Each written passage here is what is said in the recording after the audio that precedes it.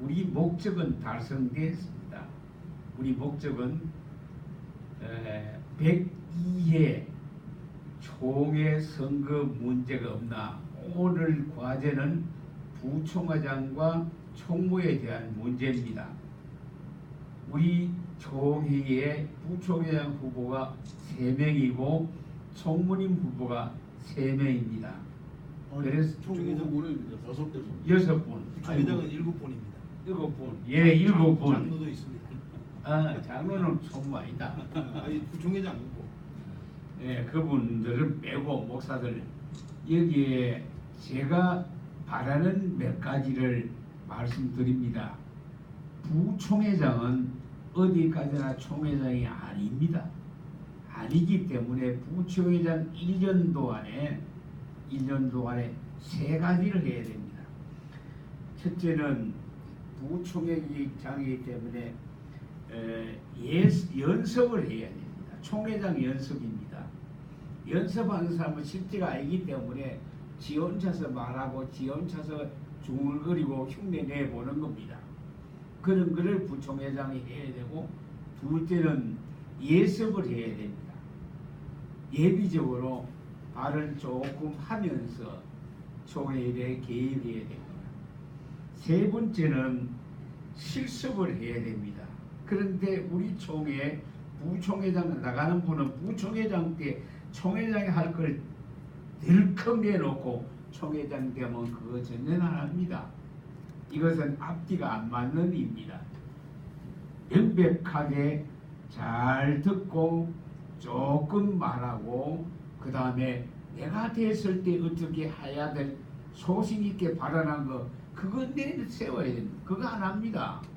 나올 때는 뭐 하루를 뭐 집어 삼킬 듯이 말을 하고 나는 개혁을 합니다. 어떡합니다.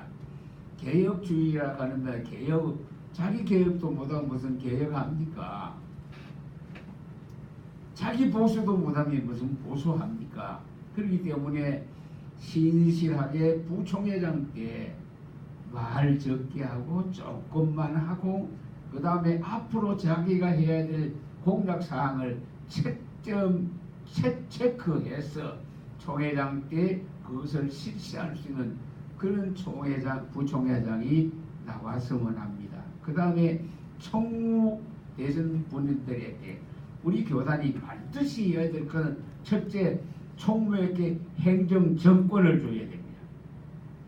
총무 왜 그러냐면 우리 총회 규칙 24조에 임원회는 총회가 파한 후에 총회가 맡긴 사항을 처리하기 위해서 임원회를 가동한다. 가동이란 그때부터 움직인다 말입니다. 맡긴 사항이 없을 때 임원회 움직이면 안 됩니다. 왜? 움직여야 될 사람은 총무입니다. 총무는 행정에 전담을 해야 됩니다. 전권이 있어야 됩니다. 현재 있는 총무 보면 행정의 전담도 안 되고 은권 회원으로 임원에 참여해서 딱 한 분 발언했는데 총무 사과하라고 야단이 났습니다. 그러면 총무 일 못하지요. 총무는 자기 포지션에서 자리에서 총무직을 해야 됩니다. 민주주의 제도가 의제도에 대해서 하는데 총무는 분명히 행정 후보 성향에서 말씀하시고 지금은 우리가 동호 문제에 있어서 하는 거니까 제가 동호 문제 왜 이 말씀을 드렸는가 하니 왜 안 모이나? 그러니까 이게 태생적인 지금 한계가 있는 겁니다.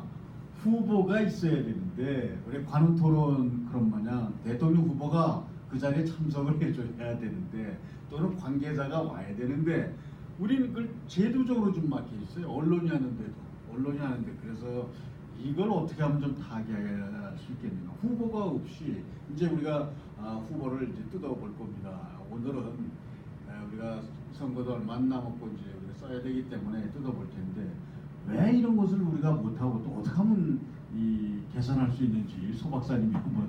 지금 우리 예전 합동 교단의 그 선거 진행 과정을 좀 찬찬히 들여다보면은 이게 이제 너무나 획일적입니다. 지금 현재 그 후보자들이 선거까지 기간이 한 4, 5개월 걸립니다. 6월 1일부터 6월 11일까지 접수를 받으면 그 접수를 제출한 그 서류가 접수된 상태로부터 9월까지 계속해서 선거 운동을 하다 보니까 선거 비용이 많이 들어갑니다.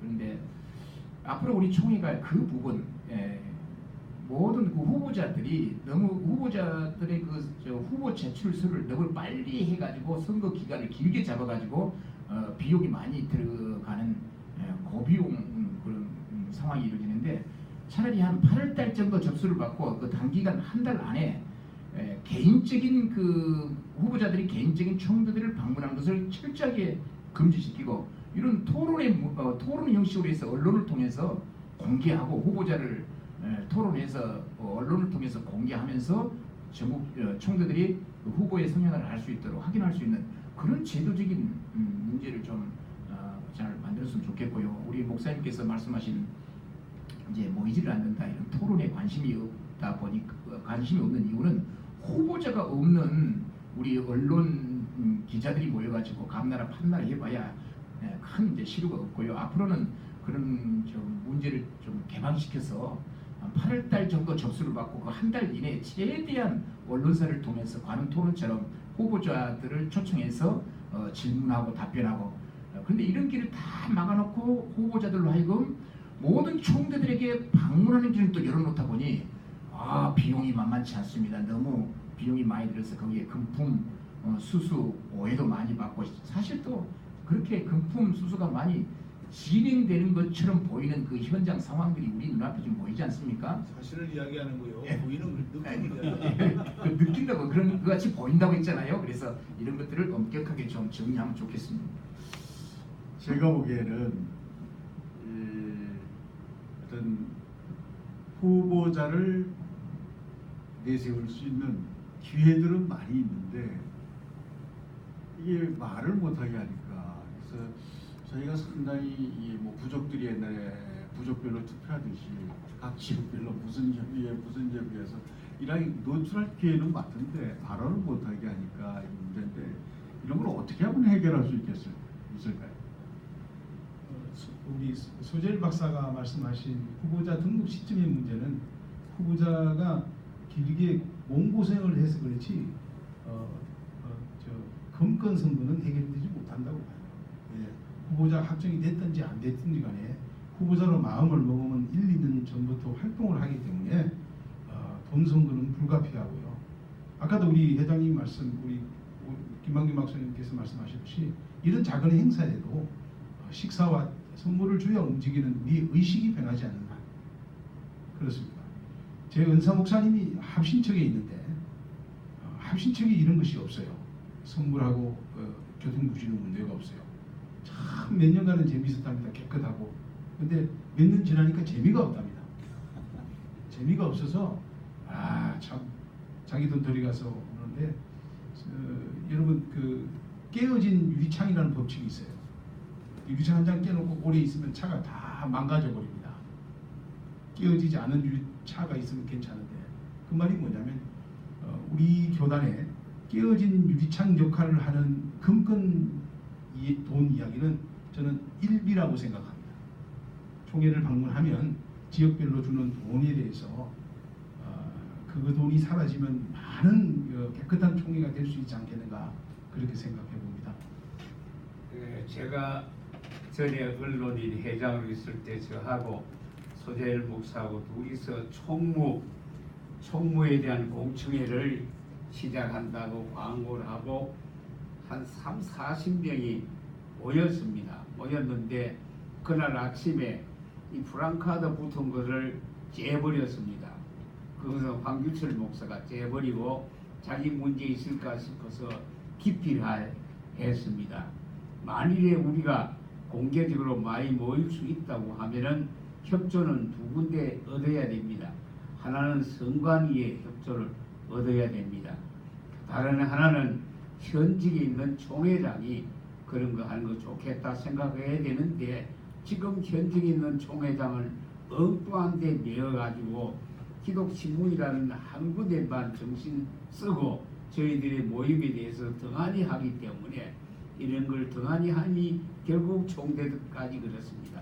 처음 말씀드린 것처럼 우리가 충분히 후보자를 모시고 그분들에게 대접을 하고 하면 흥행은 될 수 있습니다. 그 점에 대해서는 유감입니다. 한 말씀 더 하겠습니다. 그러니까 총회선거관리위원회가 선거 공영제에 의해서 공청회를 많이 하지 못한다면 차라리 그 일을 언론사에게 맡겨서 후보자별로 또는 언론사별로 기독신문이, 장로신문이, 기독신보가 자기 성향이나 또 공동으로 전체 후보를 모신다든지 개별적인 후보를 모셔서 정책을 물어보고 인품을 물어보고 목회를 물어보는 그런 시스템을 허락해야 되는 것이 마땅한데 우리 총회선거관리위원회 지금 반장 선거만큼도 못 되는 밀폐된 선거요, 한정된 선거를 치르고 있다. 그래서 후보자들이 자기를 알릴 수 있는 길이 없기 때문에 여러 가지 방법을 나름대로 사용하고 있다고 봅니다. 이런 경우는 어떻습니까? 우리 언론 협회에서 합동 언론협회에서 후보자가 이제 있지 않습니까? 그러면은 우리 이런 토론을 통해서 각 후보자의 장단점을 적나라하게 내는 거예요. 모든 신상, 심지어는 도덕적 문제까지라도. 그러면 그게 오늘 가능합니다. 그게 그렇게만 진행한다면, 그렇게 광고하고 홍보한다고 한다면, 그리고 이 영상을 이제 언론을 통해서 노출시킨다고 한다면 엄청난 파장이 있다고 봅니다. 그게 할 수 있을까 과연 우리 언론회가? 지금 제가 오늘 말씀드리는 거는 왜 청중 동원이나 후보를 우리가 인터뷰할 수도 없고 그분이 어떤 정견을 발표할 수 없는 이런 제도하에서 우리가 할 수 있는 게 뭔가 하는 점을 생각하기 위해서입니다. 그러면 지금 소 박사님 말씀하신 대로 제가 생각하기에는 우리가 이제 분석을 해야죠. 분석을 할 때 어떻게 하면 좋겠습니까? 부총회장부터 조금씩 말씀하셔도 괜찮을 것 같습니다. 하여튼 뭐 오늘 한번 기탄 없이 한 시간 동안 때리든지 하든지. 아까도 제가 말씀드렸습니다만은 그 후보자들의 개인적인 자질이라든가 리더십을 우리가 평가할 수 있는 기회가 너무나 제한적이다, 이렇게 말씀을 드렸고, 또 선거관리위원 제도도 좀 일부 좀 이렇게 손을 봐서 우리 교단의 어떤 최고 리더십 자리에 있다가 물러나면 또 선관위원회에서 또 사실은 그 권력을 이어가는 이런 구조로 되어 있다고 생각이 들거든요. 그렇다면 아무래도 그 다음에 또 연속되어지는 이 선거 과정에서도 사실은 그 의중이 또 많이 반영이 되다 보니까 여기서 좀 부패한, 객관적으로 볼 때는 이런 문제들이 많이 발생하는 것 같습니다. 그래서 좀 이런 문제까지도 총회에서 좀 완전히 좀 개혁을 좀 해서 어차피 지금 선관위원들을 이제 직선제로 이렇게 하기로 했잖아요. 네, 그렇다면 그 선거관리위원장 문제부터도 완전히 좀 객관적으로 좀 신뢰할 수 있는 이런 사람들이 그 업무를 좀 이관받아서 해야 되리라. 그렇지 않다 보니까 총회장을 역임하고 나면 최소한도 2년, 3년은 그 그늘을 좀 벗어나지 못하는 이런 폐단들이 좀 많이 좀 발생하고 있다고 봅니다. 이것은 세속적인 어떤 그 정치보다도 더 좀 어두운 이런 부분들이 좀 많이 있다고 생각이 들거든요. 좀 그런 관점에서 좀 말씀드리고 싶습니다.